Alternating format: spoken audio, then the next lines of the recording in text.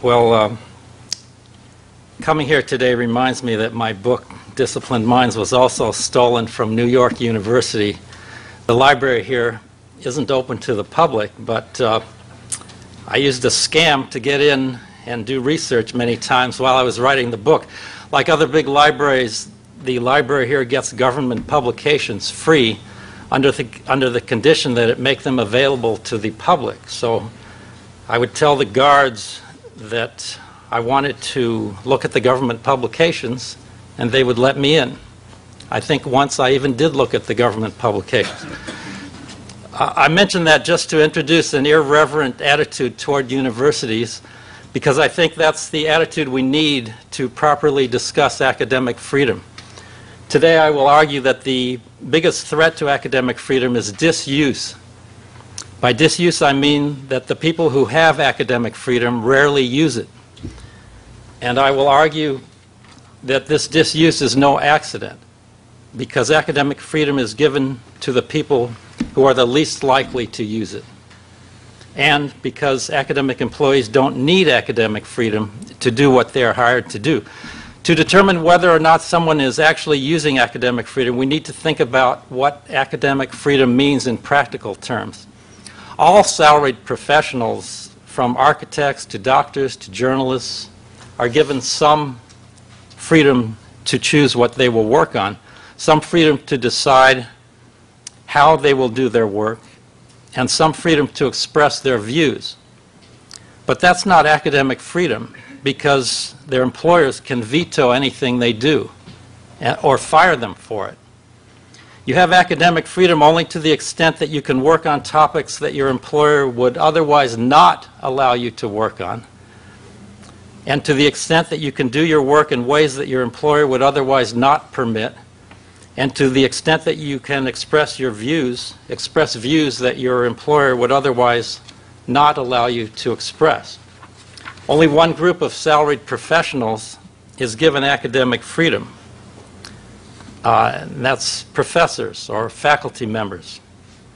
The most striking thing about academic freedom is that few faculty members ever use it. Academic freedom plays no role in the day-to-day work of the overwhelming majority of faculty. And so academic freedom has only a small constituency. We are losing it because we are not using it. Let's look at why academic freedom is so rarely used. Let's start with a little poll here to see how many people here at the Academic Freedom Conference have ever used academic freedom themselves.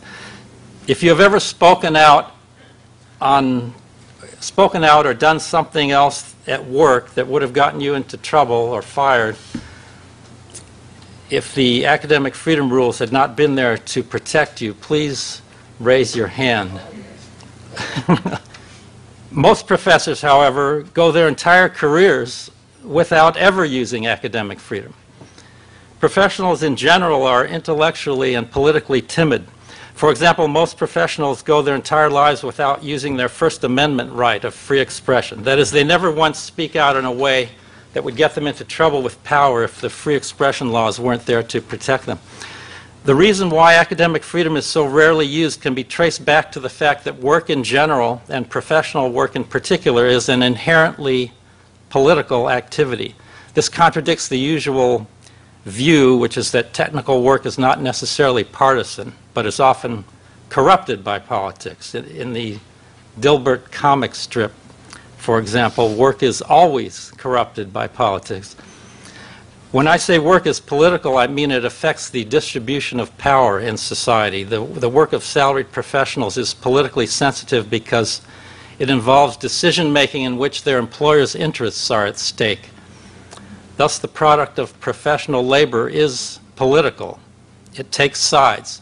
The journalist's angle on a story, the accountant's bookkeeping decision, the lawyer's choice of contract language, the historian's depiction of events, the scientist's decision about what to research, the minister's sermon, the welfare worker's finding, even the speechwriter's joke. Professional work tilts one way or the other,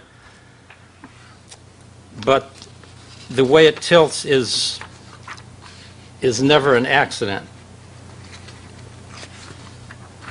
The professional is someone employers can trust to tilt in the right direction, to act in a way that is politically correct from the sponsor's point of view. Professionals maintain what I call ideological discipline in their work. That's what distinguishes them from skilled non-professionals. Salaried professionals are workers who have been hired to carry on intellectual labor under the guidance of an assigned ideology. Of course, I call upon employees to openly question the assigned ideology, to be politically insubordinate. That's when academic freedom would come in handy. I think everyone should have academic freedom. I sure could have used it. Such independent thinking would be a big change. The typical liberal professor, for example, remains silent on close-to-home issues, such as union busting or other repression at his or her own university. And you rarely hear a word from professionals of any sort in favor of a more democratic distribution of power in society or in the workplace. And it's great that we have so many exceptions in this room today, but the number of exceptions overall is small. College professors are among the most left-leaning of all professionals, yet few are radicals, and most of the radicals are not activists. Universities are institutions of the status quo. That should be no surprise given that their boards of trustees are typically made up of business people and their allies. For example, if you look at who is on the Board of Governors of the University of Ottawa, which I had reason to look at recently, you will see that Denis Rancourt was basically fired by a gang of bankers and their friends. These boards of trustees, boards of governors, boards of regents, these are the people who would be the least likely people to want to upset the hierarchy of power in society. They have an interest in even more centralization, bigger monopolies, more media control, globalization of their system, and so on. Universities produce ideology and people, both of which are needed to maintain and degrade the status quo in society. The corporations need ideology that treats their power as legitimate, and they need educated, obedient employees. University faculty are hired to produce the ideology in people. They call that work research and teaching.